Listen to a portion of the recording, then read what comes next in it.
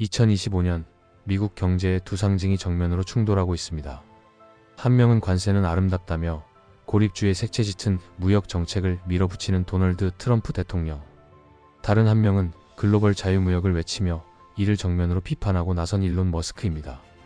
그런데 흥미로운 건 이 두 사람은 단순한 정치적 반대편이 아닙니다.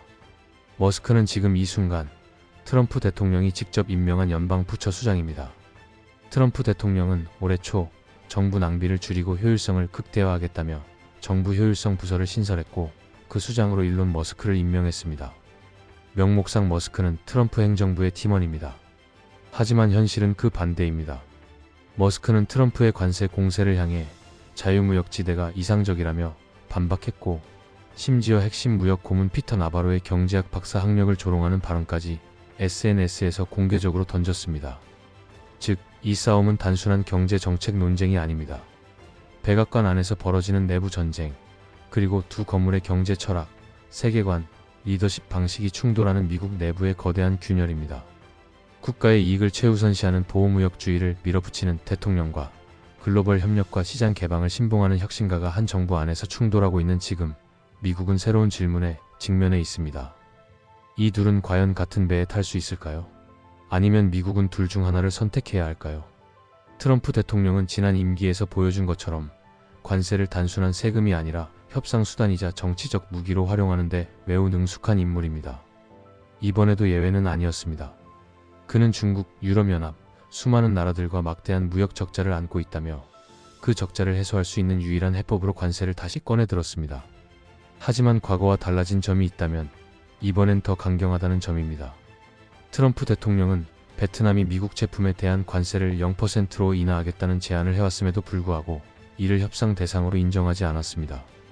동맹국 이스라엘조차 17% 관세 대상에서 제외되지 않았으며 어떤 국가라도 무역 적자 해소의 실질적인 해결책을 들고 오지 않으면 협상은 없다는 입장을 분명히 했습니다. 이 같은 메시지는 트럼프 대통령의 관세 철학을 선명하게 드러냅니다. 즉, 관세는 문제 해결의 수단이 아니라 문제를 직면하게 만드는 압박 도구라는 것입니다. 그는 과거에도 멕시코, 캐나다 등과의 협상에서 관세를 선포한 뒤 유예를 걸어 협상력을 끌어올렸습니다. 하지만 이번에는 연기는 없다. 관세는 며칠 혹은 몇 주간 그대로 유지된다며 일방적 고지를 시도하고 있습니다. 여기서 주목할 점은 트럼프 대통령이 무역 적자라는 숫자를 넘어 무역 구조 자체를 재편하려 한다는 점입니다. 그의 핵심 참모 피터 나바로 백악관 무역제조 고문은 관세는 협상이 아니다 라고 단언했고 비관세적 부정행 위즉 통화 조작, 덤핑, 기술 장벽 등을 제거하지 않으면 어떤 양보도 의미 없다고 강조했습니다. 트럼프식 관세 전략은 한마디로 요약하면 이렇습니다. 적자를 보지 않는 거래만이 좋은 거래다.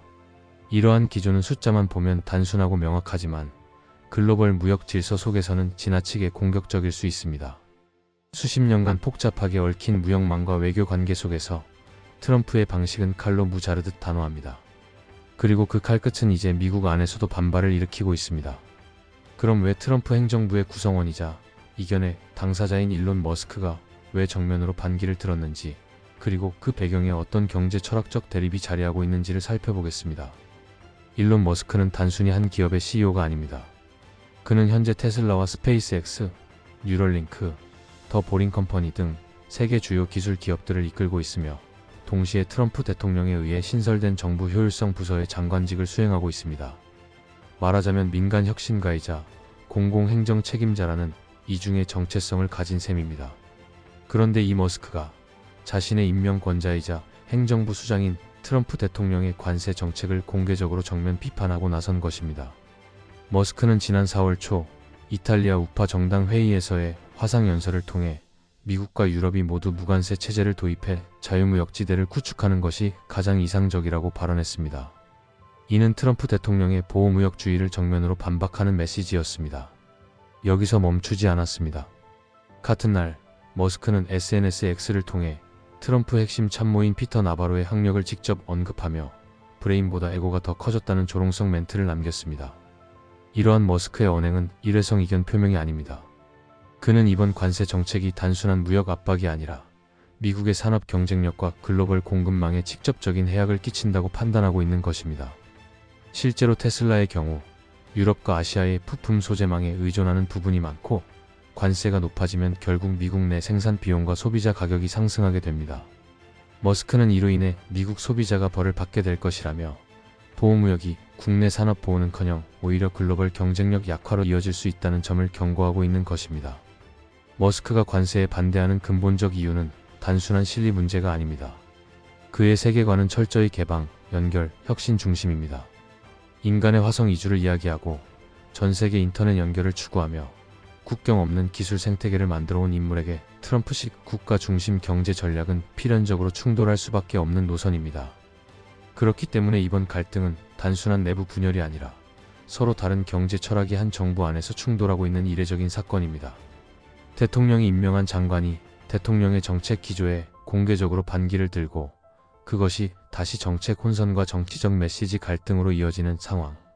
이 충돌은 관세라는 테크니컬한 이슈를 넘어 미국의 미래 방향성 자체를 둘러싼 철학적 전쟁으로 확장되고 있습니다.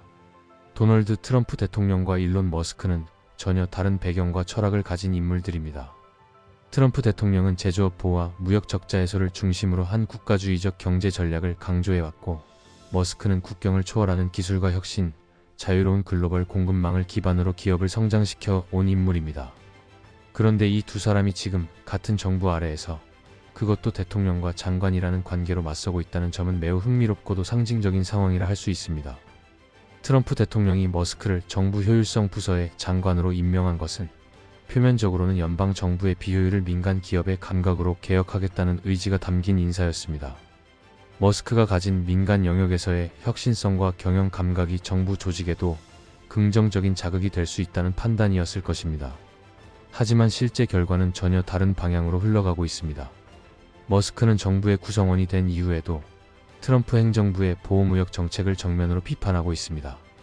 이는 단순한 정책 이견이라기보다는 두 인물 사이에 존재하는 보다 근본적인 철학의 충돌을 반영합니다.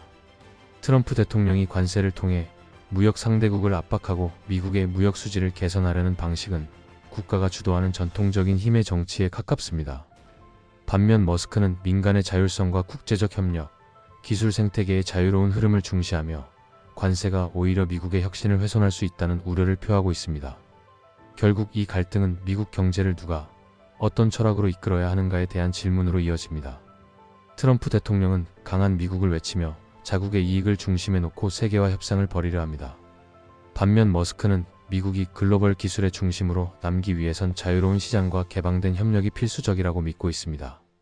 같은 정부 안에서 대통령과 장관이 서로 다른 방향을 바라보고 있는 이 상황은 단순한 의견 차이를 넘어 미국 내부에서 서로 다른 미래상이 충돌하고 있는 장면입니다.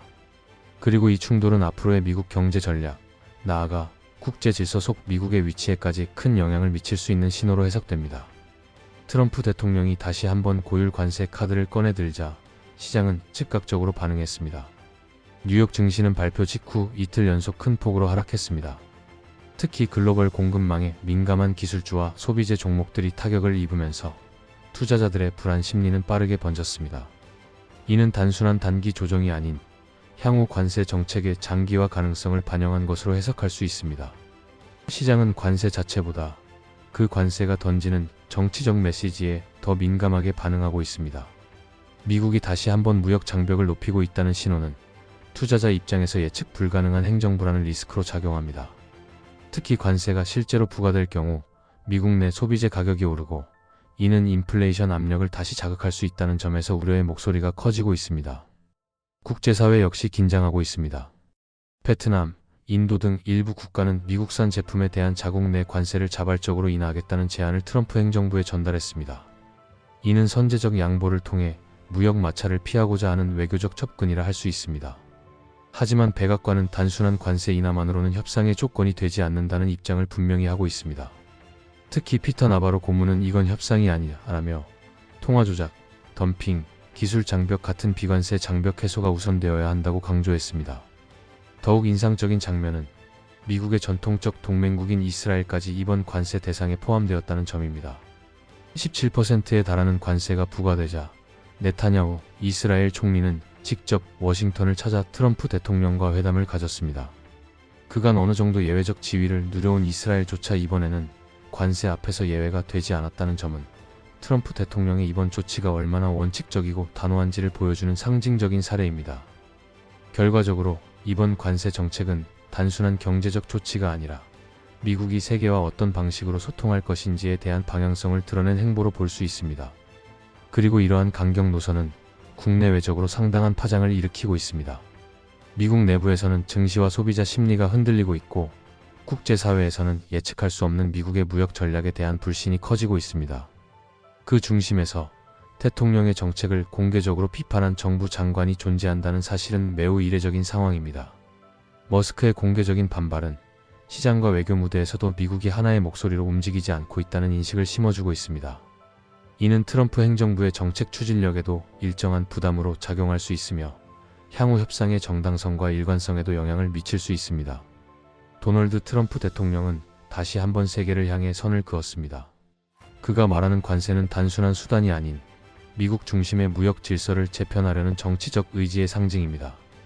관세는 아름답다는 선언은 기존의 글로벌 협력 프레임이 아닌 미국의 이익을 우선시하는 새로운 질서의 출발점이기도 합니다. 그러나 이번 관세 정책이 특별한 이유는 외부의 반발이 아닌 내부에서 터져나온 정면 반기 때문입니다. 그리고 그 반기의 주인공은 다름 아닌 트럼프 대통령이 임명한 정부 장관 일론 머스크입니다. 머스크는 대통령의 정책에 대해 공개적으로 이견을 표출하며 미국이 나아가야 할 방향은 자유로운 시장과 글로벌 협력이라고 강조했습니다. 이러한 충돌은 단순한 정책상의 다툼이 아니라 미국 내부에서 두 개의 경제 철학이 충돌하고 있다는 점을 보여줍니다. 국가 중심의 보호무역주의와 민간 중심의 글로벌 혁신주의. 이 두 모델은 각기 다른 방식으로 미국을 위대하게 만들고자 하지만 그 출발점과 목적지는 전혀 다릅니다. 관세 정책은 세계에 던지는 메시지이기도 하지만 동시에 미국 스스로에게 던지는 질문이기도 합니다. 우리는 어떤 방식으로 세계와 연결될 것인가? 우리의 경쟁력은 폐쇄적 방어에 있는가? 아니면 개방적 혁신에 있는가? 지금 미국은 그 질문 앞에 서 있습니다. 그리고 그 대답은 트럼프와 머스크 사이에 놓인 이 갈등의 향방 속에서 점차 드러나게 될 것입니다. 영상을 시청해 주셔서 감사합니다. 구독과 좋아요 부탁드립니다.